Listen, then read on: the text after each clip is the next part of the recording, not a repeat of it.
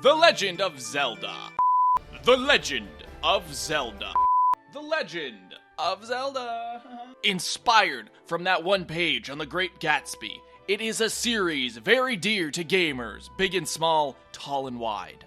To commemorate 30 years of this series, we're going to be taking a look back to back at the rest of the Zelda characters in Smash Bros. To see how they came to be as characters and where their moves came from. So, without further ado, let's take a look at the Triforce of Wisdom and learn about the past of Hyrule's most legendary princess, Zelda.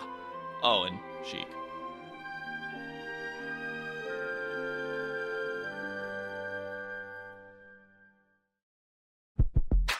Wow! Come on, bitch! It's Sonic Speed!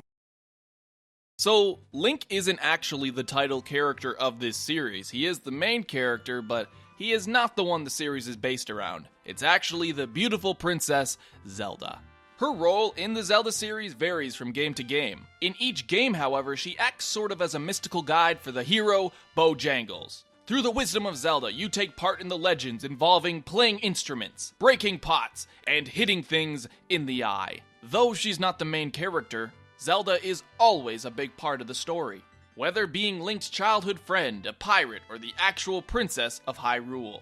The player finding her is kind of a key symbolic point of the games, where once you find Zelda, you know shit is about to go down and the story's actually going to take off. Now for Smash Bros., Zelda and her alter ego Sheik.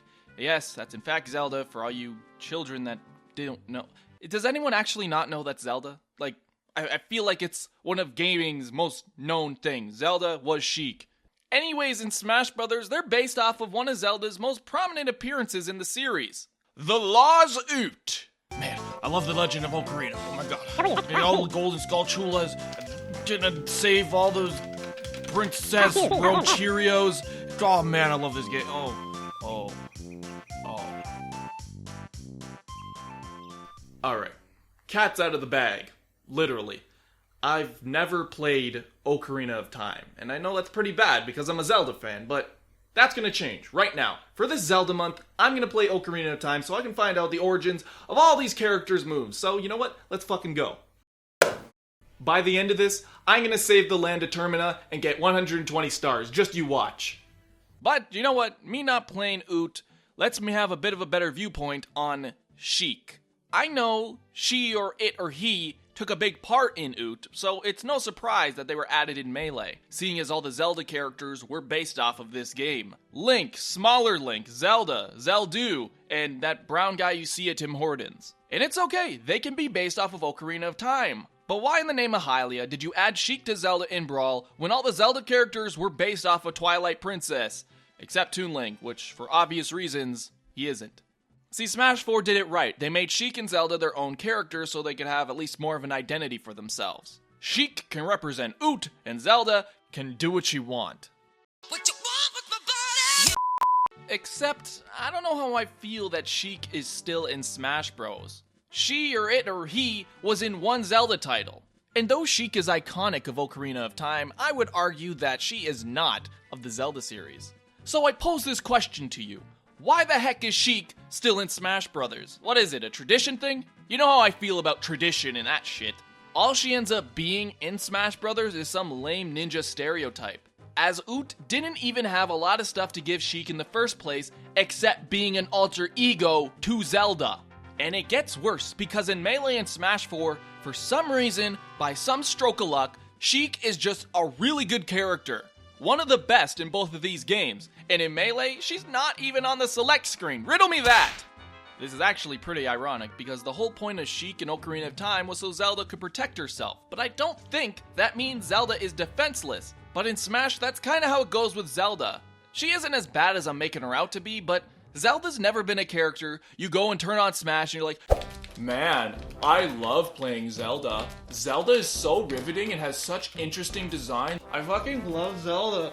I fucking love her. I'm gonna win some games with Zelda. Do you ever say that? No, you don't. It's either you're a girl who likes Zelda, or you think she's hot, or you're a hipster that swears she's the best. So in Melee, when you have this character that transforms, it's like Sheik is your honey garlic wings, and Zelda is just that extra piece of celery and carrot they add on the side for some reason. Alright, we're gonna end this tangent for now because let's take a look at Zelda and Sheik's moves in Smash Brothers. And I'm actually gonna treat Zelda and Sheik as one character in the Smash series because canonically this is true. So, alright, as mentioned, Sheik and Zelda were based off of Ocarina of Time in Melee, which carried out through all their other Smash appearances. And all Zelda did here was guide Link, use magic sometimes, and then turn into Sheik for most of the game. Like seriously, adult Zelda, the one that Smash Zelda has been based off of, is hardly around in Ocarina of Time, like 3 cutscenes and that escape sequence. But surprisingly, Smash takes a few things from these few minutes she's in Ocarina of Time. Like this victory animation where it seems like she's doing jack shit. And this idle animation where she has her hand on her arm. It's actually taken from this memorable last cutscene in Ocarina of Time. Like she actually has her hand on her arm. It's like, wow. One of her other victory animations where she holds her hands together is actually taken from another part of Ocarina of Time. Even her running animation from the tower escape kinda looks similar to her running animation in Smash. Now this may be a bit of a stretch, but remember when she stuns Ganondorf right here? What if that's where they based her grab off of? She kinda does a similar thing. And heck, if we wanted to extend it further, we could say that her lightning kicks are based off the same thing, as those stun you for quite a bit before they launch you. So those are the things that are one-to-one with things she does in Ocarina of Time, but what else do we got? Well, Zelda is mostly non-physical, except for a few kicks she does. She mostly attacks with her magic-y magic sparkles, which may be based off the fact that she holds the Triforce of Wisdom. In her appearances, she showcases some sorts of magical and spiritual abilities, just it's never outlined, oh, Zelda can do this or that. In Smash, this magic is translated to her sparkly multi-hitting moves or powerful blasts. Where the multi-hitting moves are kind of weak, the strong attacks are more often than not hard to hit. Which would be fine if you didn't have moves like Fox's Up Smash and the Knee of Justice. Zelda and Sheik do have more moves that were based off of other things in the Zelda series, such as their final smash, which is a light arrow that they shoot and generally one-hits anyone caught in their way. This is mainly referenced from her using the light arrows at the end of Twilight Princess, as well as in Wind Waker, but light arrows appear in many other Zelda games, it's just that here she actually utilizes them. Anyways, Zelda's special attacks are some of the only moves with solid origin, so they're kind of the coolest to talk about. See, as all you Zelda freaks may know, the Triforce was made from the 3 goddesses, Din, Nehru, and Furore. They basically each represent a part of the Triforce: courage, wisdom, and power. In Ocarina of Time, Link gains abilities from the Great Fairies that relate to each of the goddesses, as well as what they represent. And this is where Zelda's specials come from. First, Nehru's love. Similarly to how it projects a diamond-shaped barrier around Link, Zelda uses it to deflect projectiles. Now in Ocarina of Time, it's not quite the same. It was actually just a barrier that prevented taking damage altogether. Zelda's in Smash then isn't as good. And as far as reflectors go, it's pretty bottom tier. I mean, I swear Ness's bat is better. Next, there's Feyrore's Wind, Zelda's recovery.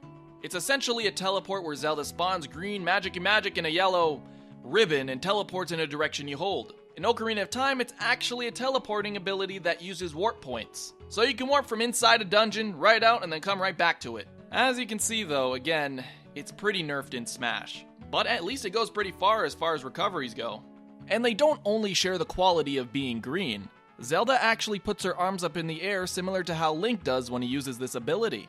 And finally, Din's Fire. In Zelda, this was more or less a strong attack that went pow, and then Link smashes the ground and fiery flames engulf his foes. Now, I'm guessing since that was a bit too violent for the Princes of Hyrule, Smash's version comes out as a small little fiery blast that can be detonated. It keeps pretty true to how it looked in Ocarina of Time, just now it's a puny little circle. And it doesn't help that this attack leaves Zelda pretty vulnerable when she uses it, and it's not really even that good at long range. Last but not least, Zelda's down special. In Melee and Brawl, it was her transform, but in Smash 4 it was changed to a Phantom from Spirit Tracks. In that game, Zelda possessed the Phantom to help Link, so here I guess she possesses the Phantom and makes it appear— What? Is Toon Zelda in this Phantom?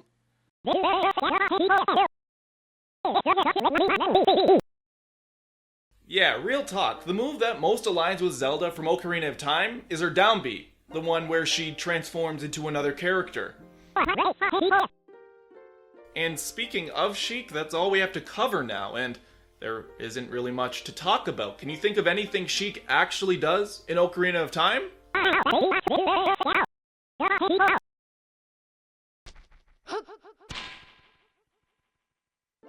Okay, yeah, I suppose. She throws down a Dooku Nut and disappears, kind of like her up B, but there's not much else.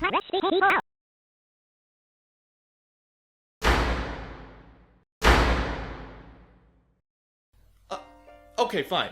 Those two things, the up B and the pose that I actually never even noticed. Other than those two things, Sheik doesn't do much. Like, come on, tell me what she does. She teaches Link songs, but that's about it. All the ninja type shit was just taken from the fact that Sheik is a Sheikah warrior, and Sheikah warriors, like Impa, are stealthy and powerful and they protect the royal family. So I guess the chain, the needles, the bouncing fish, and the grenade, those were all just made up for the fact that Sheik is a stealthy ninja. End of story. So in summary, that's all there is to Zelda and Sheik in Smash Bros. The legends they wrote about, all the great stories they told, only for their princess to be poopy and uninspired. Maybe I'm looking at this wrong. See, I didn't play Ocarina of Time back then, and I didn't really know Zelda or that series at all. If Sakurai was trying to go for the whole idea that Zelda was to appear like she did in Ocarina of Time, then I guess sure, it's kinda accurate in Melee. Zelda's shortcomings almost get erased when you use Sheik, which you could argue was the point of her taking that identity in Ocarina of Time. Case closed, right? No, if you do that for characters, then you may as well make Olimar 2 centimeters tall. I get you want to keep characters as canonical as possible, but some things you just shouldn't do. When you make Zelda this overlooked, it generally ruins what could have been a very cool character that represents a very important Nintendo series. I don't think I'm being too outlandish either. Why does Zelda stink? I think the root of the problem lies at Sheik. I feel like Sheik ruined Zelda. And I know that's a bit of a big claim, but seeing as they both debuted in Melee as sort of one character on the select screen, it makes me believe that both of them were designed with the other in mind. The debug menu also shows something pretty cool, where Zelda and Sheik are not referred to Zelda and Sheik, but this. It's like they were meant to be a singular character similar to that of Ice Climbers. Actually, Sakurai kind of proves this. On the Melee Dojo, with information about the characters, he kind of refers to Sheik as part of Zelda's moveset. In Melee, he kinda had the intention of making them sorta complementary to each other. You know, if one wasn't working out for you, you'd switch to the other and then pick up on their weaknesses. Except that would be the case if Zelda wasn't a liability to begin with. You're almost better off always using Sheik in any situation. The concept would have worked if Zelda was stronger in some situations, or if switching wasn't a detriment in and of itself. But as it stands, players usually choose one or the other and take them as is. And I think because this is how they were designed in Melee, that's how they were designed in every other Smash, and therefore, Zelda's weaknesses carried over to every other Smash game. In Smash 4, Zelda is still pretty mediocre, and Sheik is good as all hell. So, I mean, it's pretty obvious. I do not like Sheik. It's probably from my competitive Smash Bros. Background because Sheik is just annoying as all hell with her needles and her chain grabs, and oh my word. I don't even want to play as Sheik because they're just boring, bland, and uninspired. There are so many more cooler, more iconic Zelda characters that you could have chosen for Smash by now. I mean, Tetra, Impa, Tingle, Alfonso! I know, it may not be this black and white with Sheik and Zelda, but these are my own observations, and you're free to disagree with me.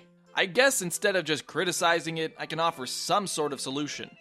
Let's say we could have a completely new Zelda in Smash Bros. What would she do? How would I change her?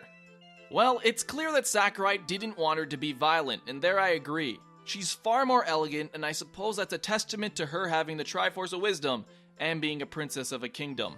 If that's how you want to go about it, then you can make her a powerful sage with more magic, or frankly, give her more confident moves. You know what'd be cool? Make her like Noob Saibot. You know who he is? He's from Mortal Kombat, and he attacks by having shadows come out of him. Make her attack like that with like a shadow of Sheik or some sages. That would be sick. So all in all, I don't really like how Zelda appears in Smash Bros. She's not a character that you're that interested in because she's just bland. And what's worse, it might be Sheik that's responsible for that. So if you want to do this Sheik and Zelda thing, I think you have to make it better where transforming isn't such a detriment and they actually have moves that complement each other. If you can do that, then I think Zelda could be a very cool and unique character. And I actually completed Ocarina of Time. I know, crazy. I beat it in the time frame to make this video, and you know what? All the things people say about it, all the acclaim it has, I actually agree. It's a good game, and for its time, I'm amazed at all the stuff it did. So, that's it for Zelda and Sheik, but next time we're going to be tackling the 3 links of Smash Bros. And maybe even a 4th one. I'll see you next time, Cat. If you have anything to oh, okay, he's asleep. It doesn't matter. He's asleep. Thank you for watching this video. If you liked it, go and fucking like it. That's all I'm gonna do for that plug. Here's some frickin' art. Some of this was already used in, actually, I don't know. This Ganondorf one by Gigawawa, I thought it was fitting for the Zelda month, so I'll be accepting some Zelda art. And then there's this one of Cat. So, yeah. Anyways, if you like this, go watch the Ganondorf Know Your Moves. It'll probably kill some time between the next video of the links. That will take a while, probably 3 weeks if I had to estimate. But there's another one in between there that I'm going to keep secret. So, keep your eyes out for that. Anyways, that's it from me. Answer that poll up there if you want to see a future character of Game & Watch or Rob. I'm going to keep that poll there for, I don't know how long they last, but I'm going to keep it there for you to vote and decide on. But yeah, that's gonna be it from me. I love you guys. I'm gonna be going on vacation next week. That's why this is coming out now. So take it easy. I will see you on the flip side.